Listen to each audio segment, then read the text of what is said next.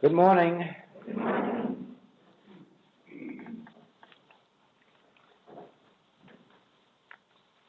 This group, and there is one like this in every city where we hold classes, this group was given the name the 25. The reason being that there were 25 at the very first meeting of this kind that was held here in New York City. And wherever the group is formed, it's called the 25, although it really makes no difference if there are only 3 in it, or if there should be 50 or 100, it would still be the 25. And that name, the 25, will designate its function rather than its numbers.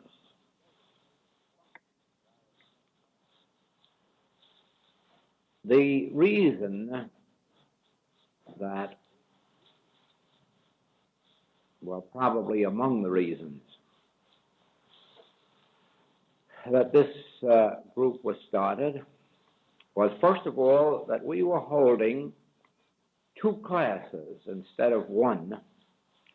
One was called an open class and one was called a practitioner's class, but everybody insisted in being in both. So we had no closed class and we had no practitioner's class.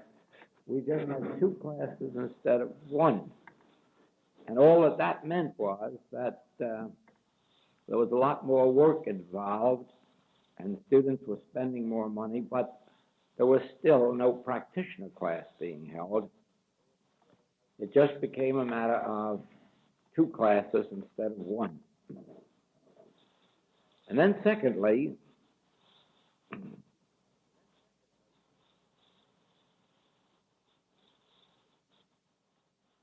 it was inevitable that the infinite way function in accord with what was the original idea that sent me into this work. And we can't function that way as a class, and we can't function that way as a large group of students. If you remember, the only reason that I ever was headed in this direction was that seeing the iniquities of human life, the evils of human life, the injustices and inequalities, and having the conviction that there is a God, the question arose, is there a way out of these difficulties for an individual or for the world? Is there a way to avoid what really is the horror of human existence? I suppose you could narrow it down to and say, is there a principle of life, or is there a principle of harmonious living for an individual or for the world? Now, I am more convinced than you will ever know that we have that principle. A principle that with which an individual can work and make out of his life anything he wants it to be, or bring it into accord with the harmonies of God and live a completely God-directed life. None of you can realize to the extent, or realize the extent of my conviction that we have that principle.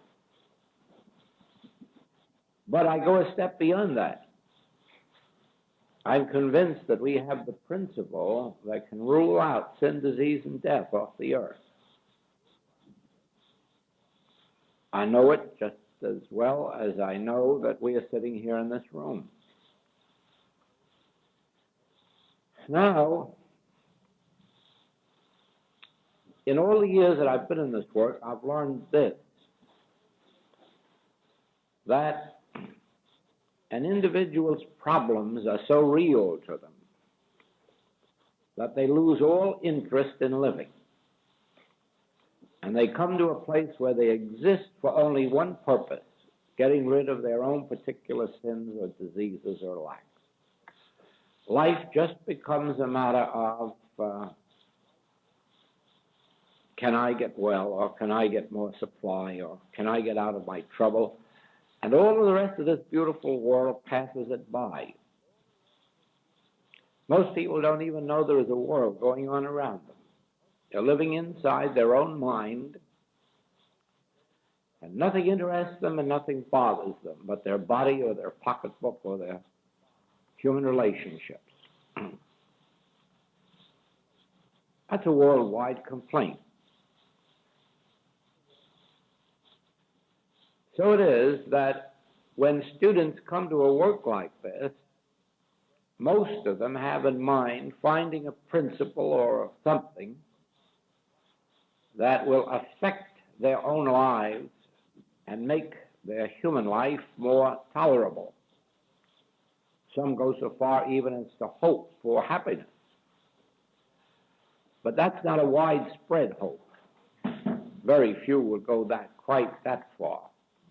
They can just get rid of a few pains and aches and lacks. It'll be a beautiful world. That is one of the reasons that we can have the type of leadership that is so prevalent in every generation, the type of evil leadership.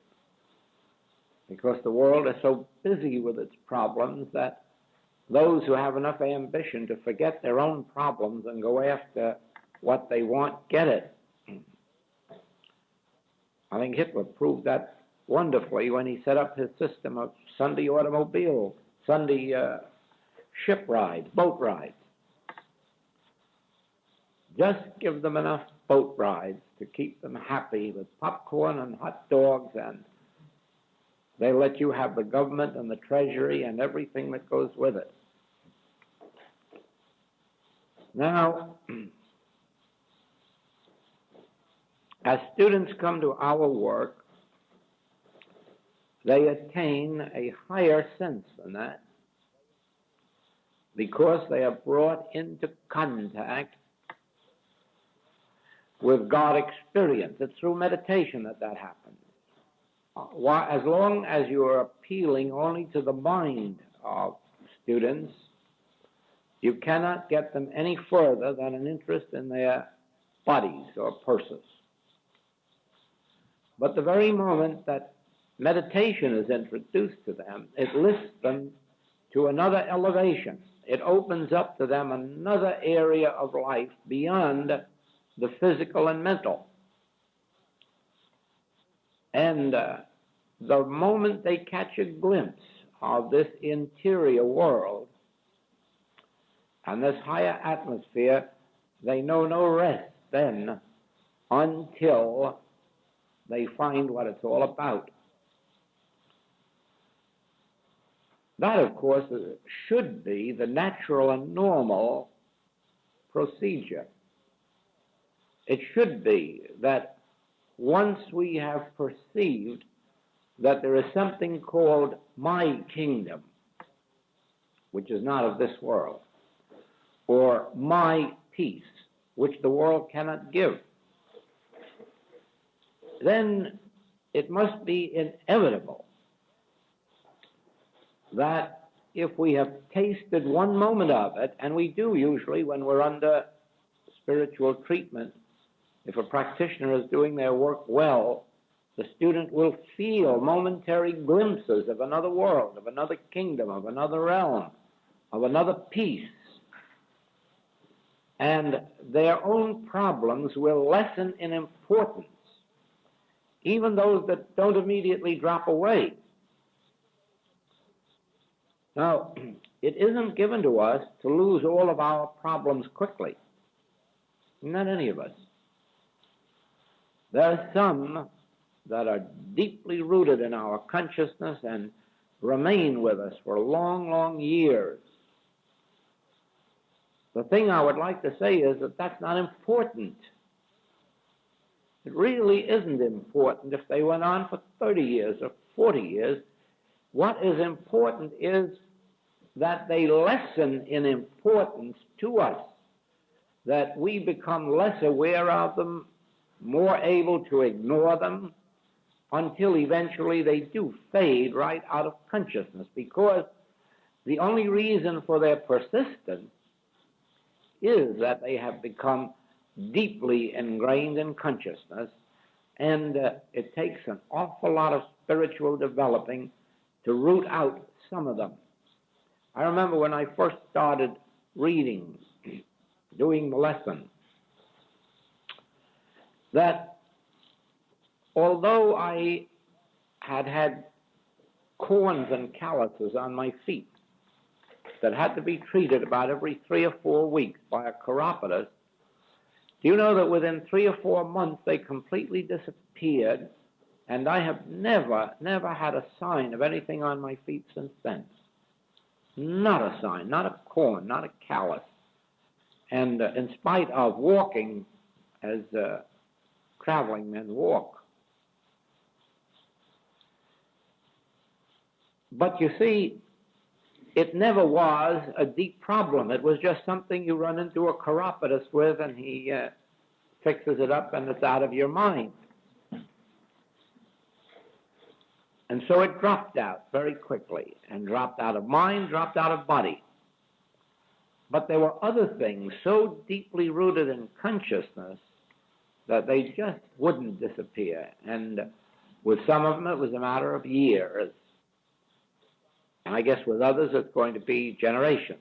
But the main point is that as you see more and more of this light, as you feel more and more of this presence, the problems become less, or they do not intrude as much, and you learn to disregard them.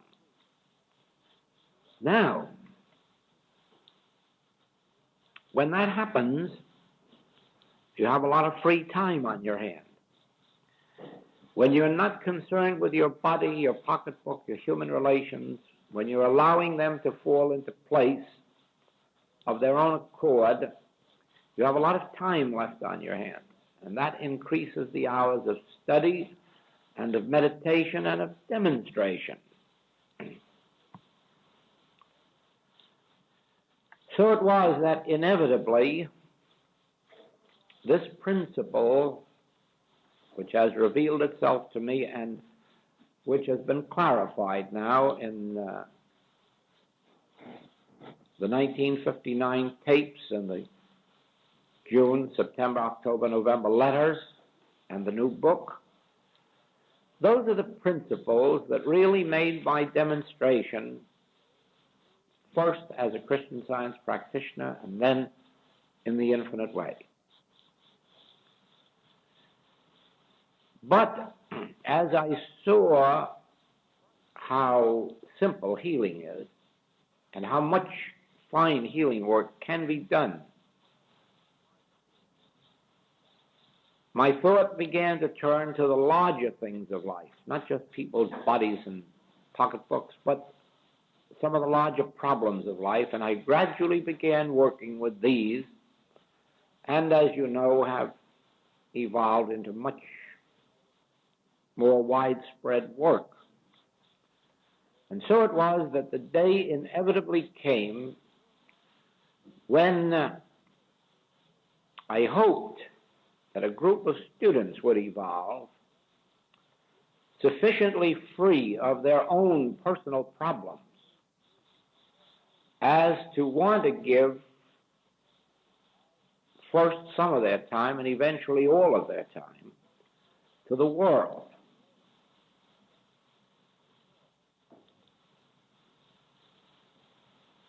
And so this group began. Well, needless to say, wherever these groups function, it is true that one or two develop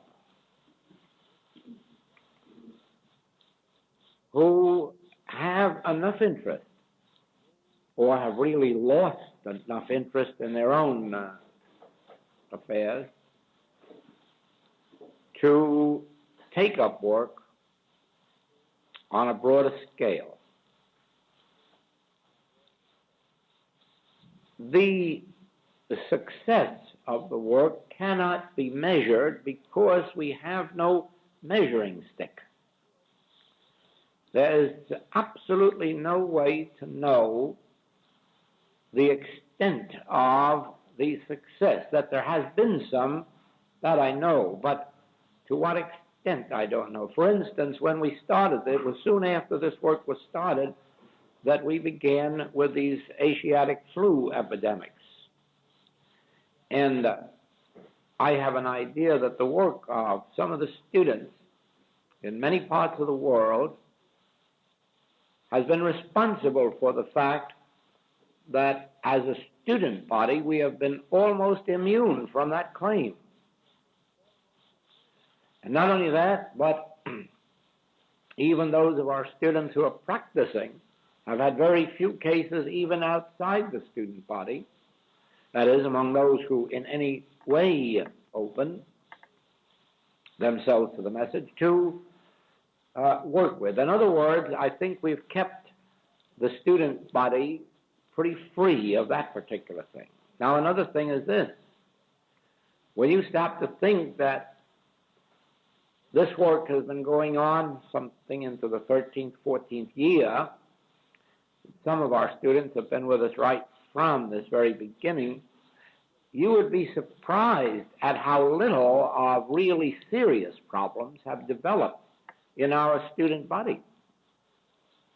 I don't mean there haven't been minor ills here or there, and probably a major problem here or there, but considering the extent of this student body around the world, not only as a student body have we been remarkably free of major problems, major diseases, and so forth, but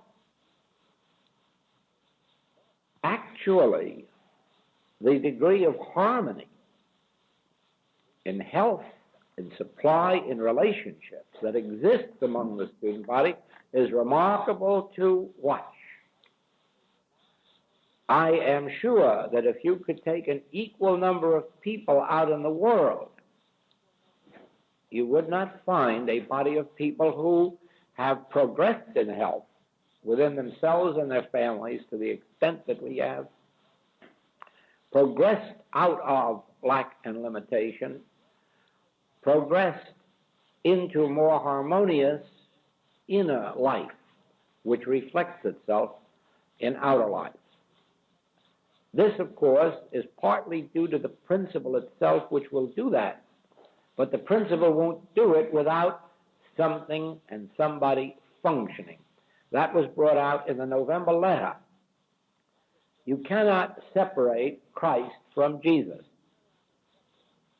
Christ is, Christ always has been, Christ always will be, but without a Jesus to function it, it stays up in the air where automobiles and submarines and television and all these modern wonders have been for centuries.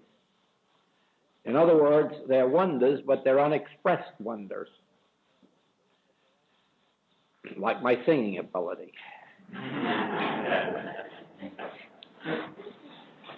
Inside, it's beautiful. But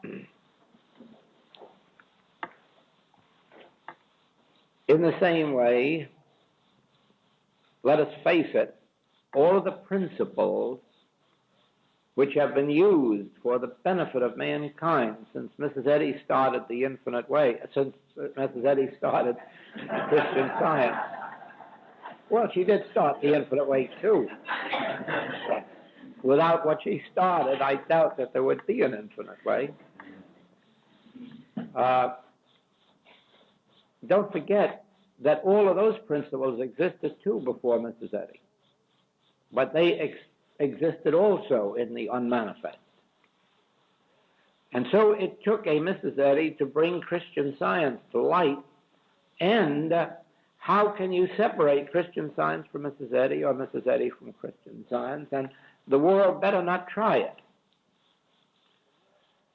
A lot of books have been written, even by authorized teachers of Christian Science, trying to discredit Mrs. Eddy. Even one with the approval of the board of directors of the Mother Church. But it can't be done. You can't separate a person from their work. You can't separate an individual from their demonstration. You can't separate Christ from Jesus. You can't separate Christian Science from Mrs. Eddy. And you can't separate my demonstration from the individual with whom I meditated, who lifted me out of human consciousness. You can't leave him out of the picture. He didn't realize what he was doing. Eventually he passed on, but nevertheless, can't forget him. He has to live as an immortal being, because you can't separate him from the immortality of the work for which he must have been a tremendous instrument. So it is then that if we have a record at all of accomplishment in the way of lifting our student body as a whole above whatever level they would have been as humans, then you can't separate that achievement from those who acted as practitioners or who acted as part of the groups of 25 to bring it about. Now, we will never have proof that these experiences are interrelated, but we do not sufficiently believe in coincidence to disregard them. One of our group of 25 was meditating one day in this function of the 25 when the thought of vision, sight came to her thought. And her meditation consisted of pondering that idea, which of course led eventually to spiritual vision. But in her town the next day, the newspapers reported that a blind Negro student was walking across the campus of the college, of the school, and all of a sudden his eyes opened and he had his perfect vision. And he saw everything. And the next day, the morning, or that afternoon or evening, went to a doctor, was examined, was taken to the hospital and examined, and was told he has perfect vision. And it happened out of nowhere, but it happened in that very hour, 4 p.m., when this woman was meditating and having her vision of vision. And to me, that is not coincidental. In another city, one of these same students was meditating. In this case, I don't know the subject of the meditation, but in that city, a young child was given up by the doctors to die that night with leukemia. And the parents had been notified. The doctor came into the hospital the next morning prepared to make out the death certificate and found the child completely healed. The case attracted so much attention that the doctor called a press conference and asked the reporters to please announce that he was not responsible for the healing. As a matter of fact, that he had done nothing for the case different than all doctors do in those same cases, and that he had left the hospital that night after having given up the child, so that he has no knowledge of what happened, no awareness of it. And please, parents, don't send to him for any cure, for he doesn't know any. And I don't believe that is coincidence. Now, some of you, I'm sure, are aware of the fact that in the United States we have a very serious problem, that of drug addiction and the illicit sale of drugs.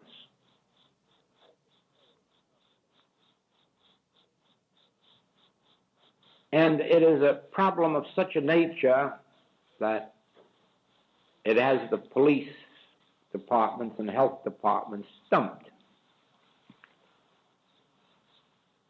There seemingly is no solution to the problem.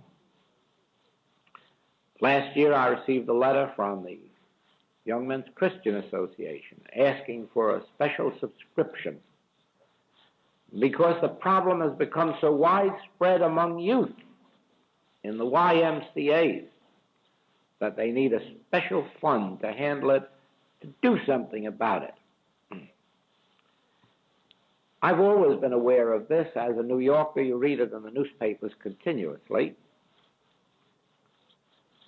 But some years ago, my very first or second trip to England with this message, I was shocked to read in the newspapers that they don't have any such problem. It's been solved. And I find out that in a population of 40 million people, they had only 167 drug addicts. We have that on one street here in New York, not counting all the rest of the 50 states.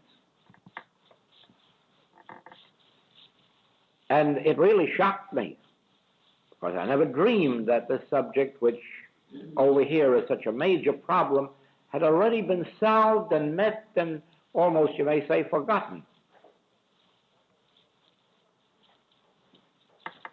And so I looked into it and found that was actually true. They did have a solution, and it was one that is so simple that we'd have to be fools to have overlooked it this long. And the conclusion is that we must be knaves to have permitted it. Speaking now not of people, but of the authorities. And so when I came back to the States, I spoke to a few people about it who were in a position to do something about it, but I found no interest. One of those things, I guess, that the police would take care of, or something of that nature. And so I went to work with this principle. Because if this principle of the infinite way is true, this evil does not have its source in man. It has nothing to do with crooked politicians or legislators or lawyers or doctors. It has to do with the carnal mind. It has to do with the belief in two powers. It has to do with the belief that evil can find an outlet through man. And there's no use trying to reform the men who are responsible for this condition, but rather to lay the axe at the root of the tree. That is, handle the carnal mind as nothingness, as no power, as having no person in which, on which, or through which to operate. And from that day on, I have never missed a week, and only very few days, when I have not worked consciously for the realization of this. And I don't believe this is coincidental. Yesterday, we started this British system in New York and in Canada. Now, it's going to have a tough battle ahead of it, because it's going to cheat a lot of very comfortable people out of some very beautiful income. They don't like that. As a matter of fact, a complaint has already been made with the President of the United States asking for the removal of one of his appointees as being partly responsible for the condition of drugs, showing that this thing goes into high places. But we're this far along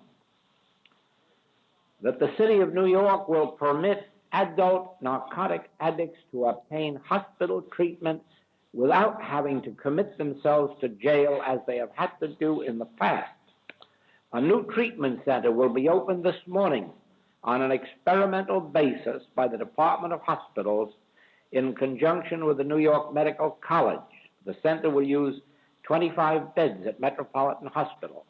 Adult addicts admitted for treatment will also receive psychiatric service after they leave the hospital. In other words, the idea will be to bring complete healing to them. But the point is that the principle that removed drug addiction and the illicit sale of drugs from England was that addicts no longer have to buy drugs. As long as they have a need for them, the hospital will provide them free at the city's expense. And then while they are receiving these drugs, while they need them, receive treatment at the same time. And so it is that after, I don't know how many years England has had this in effect, but their final year's figures showed only 167 drug addicts and 40 million population. Now, for this to succeed and to spread throughout the United States in the face of the opposition that it will bring, it will be necessary for every one of our groups to remember at least once or twice or 3 times a week that the carnal mind manifests in such experiences as this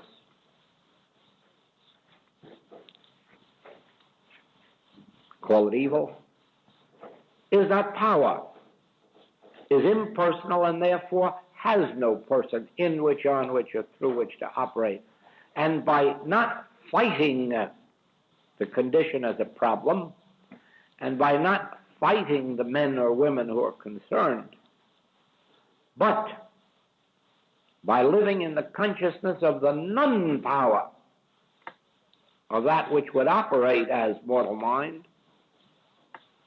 you will see it drop out of existence while these centers increase until eventually we will be free of another one of these evils. Now you might wonder, what is the importance of such a thing?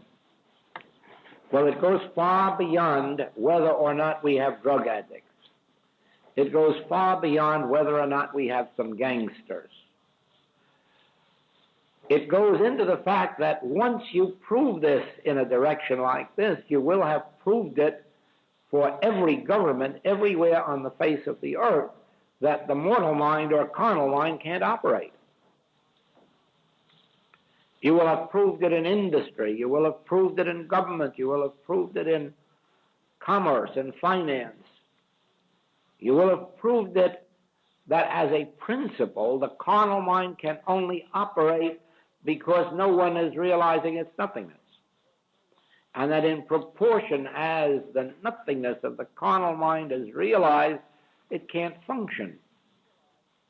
It can't function on a board of directors of a company or the board of directors of a church or the board of directors of a city or the board of directors of a nation, by whatever name they may be known.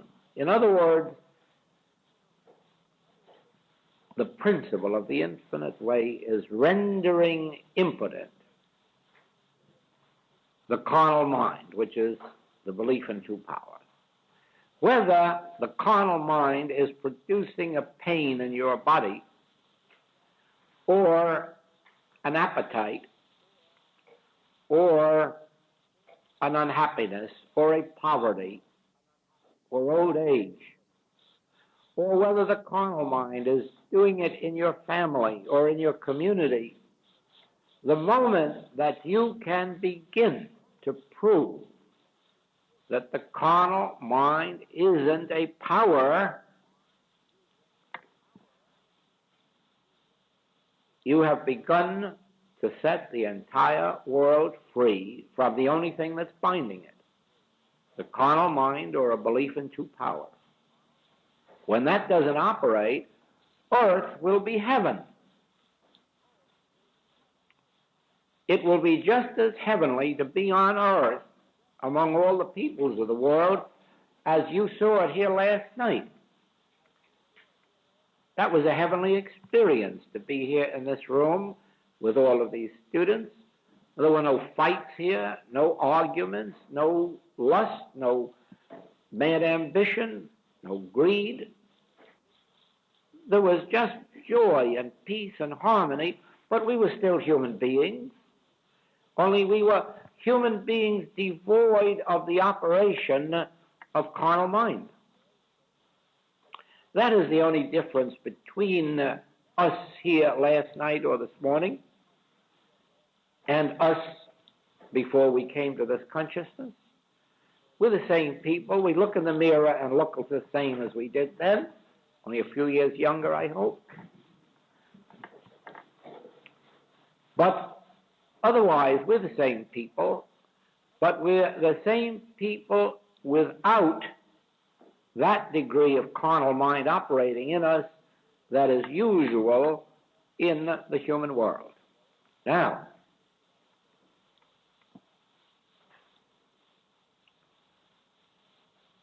the whole revelation that constitutes the infinite way is this: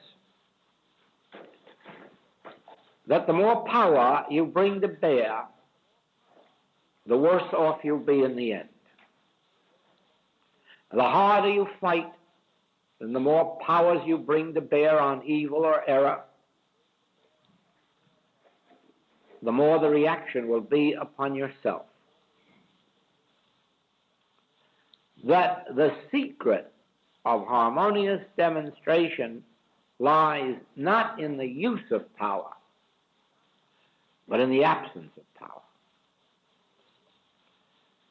Not building up more and more and more material power and physical strength and physical might,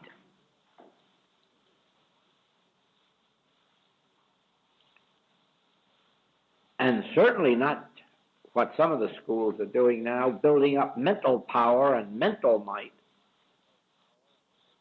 but the opposite of these, abiding in the Word, that material power and mental power is the arm of flesh. That material force and mental force are not powers. I alone am power. I alone am. I in the midst of me is mighty, so that nothing and nobody else is mighty. Without the use of power, without projecting thought, without trying to heal somebody or improve somebody or change somebody, but abiding safely, secretly, sacredly at the center of your own being and just looking out there and smiling at what claims to be more power than we have. We don't have any power. We have the understanding. Ye shall know the truth, and the truth shall make you free. And we know that material force and power and mental force and power is the arm of flesh. I, in the midst of me, am mighty. And it isn't a power that I can use, it's a power that can use me.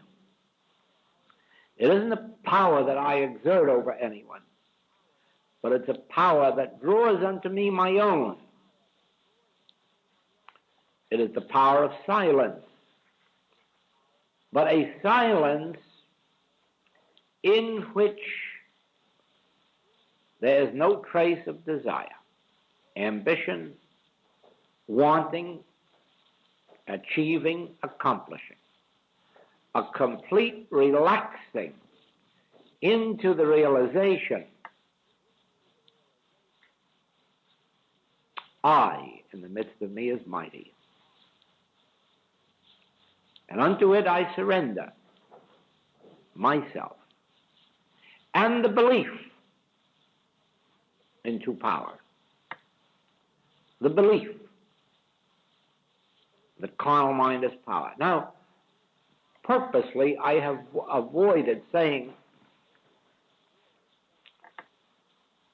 that greed, lust, ambition aren't power. Because these are effects. And if you overcame those effects, you still have the cause of. Just like assassinating dictators is a waste of good ammunition. Because you don't eradicate dictatorship. And as long as there is dictatorship, there'll be someone along to manifest dictator. The thing to do is to nullify dictatorship, wipe it out of human consciousness, and then it doesn't find any individuals in whom, on whom, through whom to operate. How is that done? By the recognition of the fact that all that makes for dictatorship or tyranny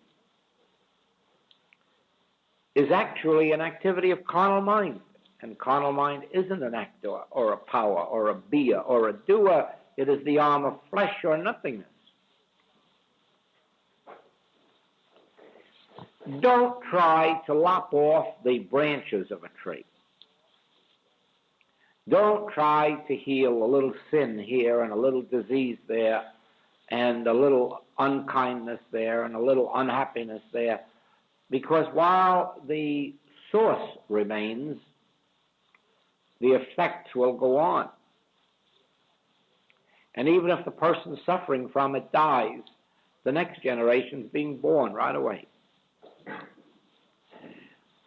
We have to nullify out of human consciousness the qualities that take hold of the infants the minute they're born and makes of some of them dictators and others gangsters and others this and that and the other thing. We begin in a small way with ourselves first by realizing that whatever the nature of the sin, the disease, the lack, the limitation, the unhappiness, disagreeableness, whatever its name or nature, its source is carnal mind, the belief in two powers. And then go on from there and realize that since God is infinite and is omnipresent in the midst of me, there are no other powers to function. There are no other powers.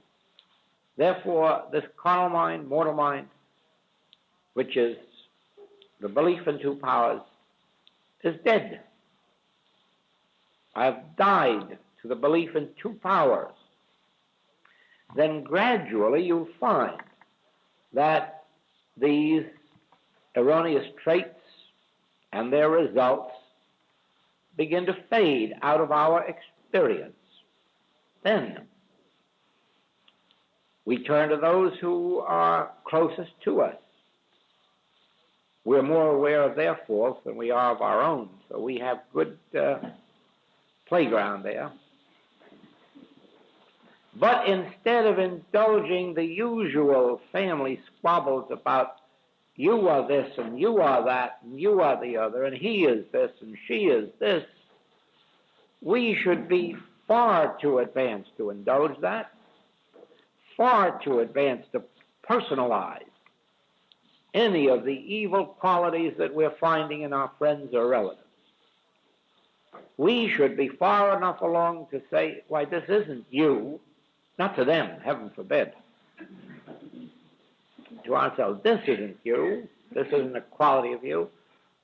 All that I'm faced with is the temptation to believe in two powers, a divine mind and a mortal mind. a good and an evil. This is me. This is my problem. This is being presented to me. Do I believe in two powers? Do I believe the carnal mind is a power? Do I believe that it can create sin, disease, death, lack, limitation? Or do I see it for what it is, beyond the flesh? As you impersonalize and nothingize, their response to you has to change. It has to change. In some few cases, when it's too deeply ingrained in them, they'll just be taken out of your life. In many cases, you'll fight that too. You'd rather have them back with their evils. But the principle won't let it be that way. Now,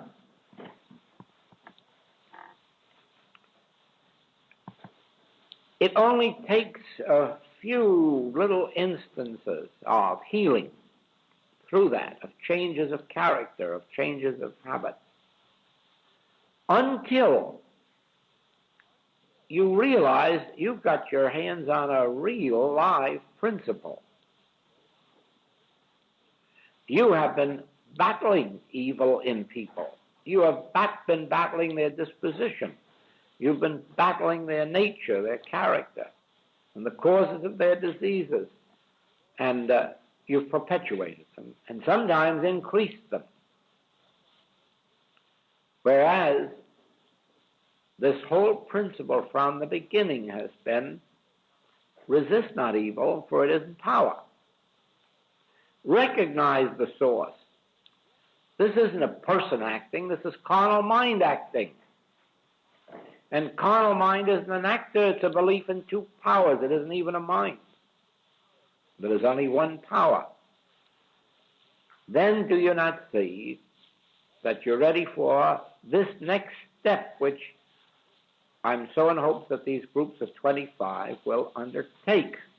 That is, of handling the evils that appear on a larger scale in your community. It may be that you are threatened with a cyclone. Now, we have proven 5 times that when the tidal wave or the storm, the hurricane, was due to hit, it didn't. It was dissolved. Or, in one instance or two, that it was deflected and went so far off of its course that it threw itself out into the sea, and that was that. In other words, don't ever believe that there is any such thing as bad weather, except as the activity of the carnal mind. Weather can't be bad of its own accord. It has to have a start. In other words, the air can't stir in this room unless you introduce a fan. And depending on the size and power of the fan, you could really stir up a hurricane in here. But remember that without it, this is the way it's going to be. Now, weather is just like that. Weather is always ideal. And the very moment that it changes its nature, it is because carnal mind has been set in motion. And what is carnal mind? A belief in two powers. And when you sit down and recognize that, you will see that storm dissolve, disappear. That doesn't mean, remember, that we are to stop it raining today if that's its nature. We're not trying to change weather. We are realizing the unreal nature of destructive weather as manifest in tidal waves, cyclones, hurricanes, so forth and so on, typhoons. They need not be. They exist only because of a universal belief in two powers. That's the only reason they exist. And the moment you sit there, not battling the cyclone, but realizing there are not two powers. God in the midst of me is the only power. All of this is carnal mind, but carnal mind is a belief in two powers, whereas there are not two powers.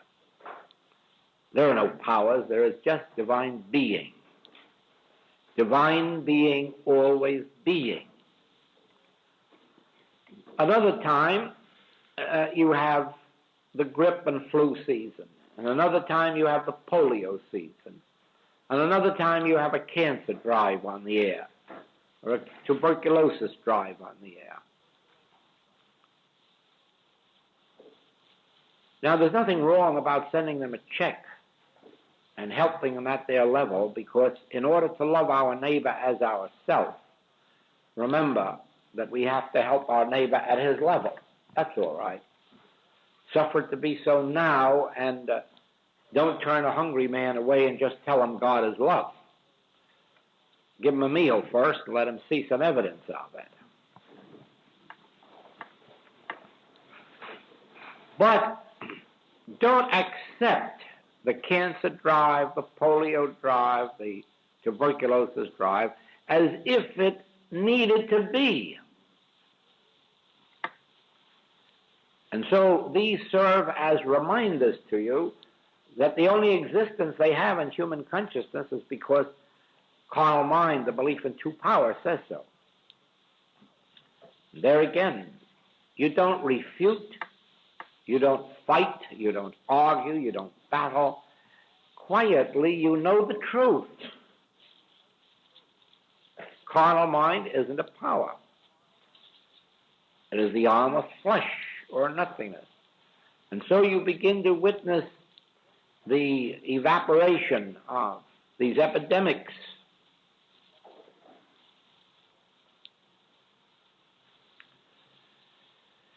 You see, these tapes of the 25, you are asked that if you have one of them, or if you ever come into possession of one of them, that you do not permit anyone to hear them except those who are of these groups or who have come sufficiently far along as to be ready to be admitted to these groups for this reason. You don't want this talked about publicly. You don't want to make yourself ridiculous and tell the human world that you're going to stop a hurricane. You don't want them to believe that we are crackpots and we're going to stop epidemics. And that's all that the world can believe about such things. Let's do it without telling them. Let's obey the Master and pray in the inner sanctuary where we can't be seen of men, and let the God who seeth in secret reward us openly, because we're not looking for the adulation of mankind. Always remember this. Above all, try not to forget it. Anytime anyone places a crown on your head, just look behind it for the cross. It's waiting for you. Anytime they pin a medal on you, just look behind them and you'll see a knife in their hand. Don't accept the adulation of man whose breath is in his nostril. Don't look for thanks, even if by this principle you do wipe out an epidemic or stop a storm from destroying a city. For God's sakes, don't look around for any man's thanks. You won't get it, but you have to believe for a moment that you can get it and enjoy it, but you can't and you won't. The work that we are doing, we are not doing for today. And we are not doing it for your sake or for my sake. Whatever we're doing is merely that the kingdom of God be established on earth. That's all. And we don't need any thanks for it. We don't want any thanks for it. And above all, we don't want any credit for it. For every ounce of credit you get, you drink many bottles of gall. So don't look around and hope that your neighbor's going to thank you because you stopped the storm. He's going to ridicule you and report you to the police department or the health authority. This work is a secret work and a sacred work. We don't want pay for it. We don't want credit for it. We don't want monuments built to it. And above all things, we never, never want any part of the world to say the infinite way benefited the world to this extent. That would be fatal. That would be fatal. The reason is this. Human nature isn't constructed on such a basis that it wants to permanently acknowledge anybody or anything for any reason. Therefore, you build up antagonisms that interfere with your work. Don't you know that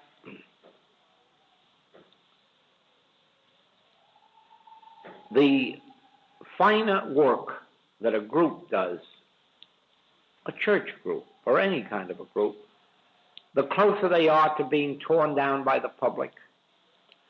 We nearly, in Hawaii, lost all the benefit of that Hawaii University of Hawaii, for lack of support, for lack of recognition, and for public ridicule in the press. We nearly lost it. It was just one of those things. And now, of course, everybody's enthusiastic about it, and the powers that be in Washington all want to rush $88 million down there to it. For your sake and mine, I guess. But the point is that every institution that becomes known for doing work ultimately becomes a target. Let us please forget all such things as thanks and recognition. All we want is to be obedient. Not for obedience sake. No. Heaven forbid.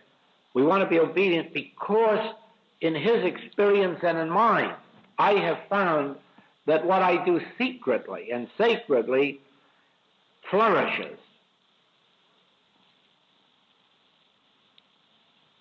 And I haven't missed my picture in the papers or a parade down Broadway. And don't build a model for me on 42nd Street. My wife is going to do something for me. She's going to have a statue built with George Cohan.